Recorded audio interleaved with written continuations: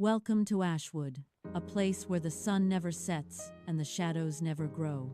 Here, it is always a permanent, suffocating 3:17 p.m. Every watch face, every digital display, and every heavy wall clock across this town froze half a century ago.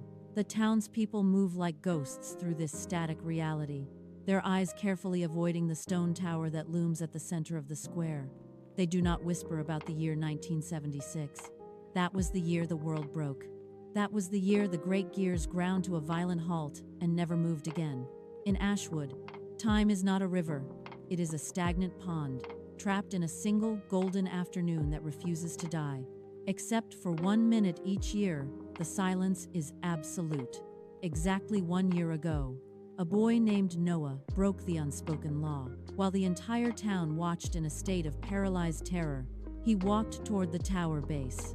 He pushed against the rusted iron door, the screech of metal echoing through the silent streets. He climbed the spiral stairs, disappearing into the dark heart of the machinery. The town waited in the square as night finally fell for the first time in decades. But Noah never stepped back out into the moonlight. The next morning, however, he appeared on his front porch as if nothing had happened. He wore the same denim jacket. He looked exactly the same age. He laughed at his parents, his voice bright and confusing. "Why are you crying?" he asked. "I was only gone for 5 minutes." To prove his innocence, Noah reached into his pocket and pulled out a newspaper. But the paper was not yellowed with age.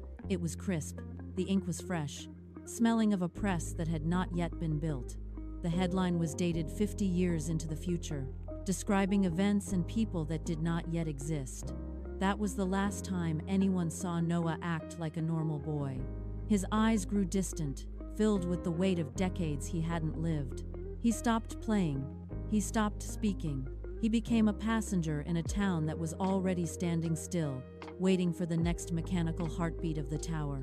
Today, the town square is empty, the air thick with anticipation. High above, the minute hand on the tower suddenly shudders. It clicks forward with a sound that echoes like a gunshot against the silent buildings. It moves to 3:18 p.m. Noah is standing at the very top of the tower, looking down at the empty streets below. He is holding another newspaper from another time. As the final second of the minute expires, the massive gears lock back into place with a bone-shaking thud. Noah does not fall, he simply vanishes, melting into the very stone of the wall. The clock freezes once more at 3:18.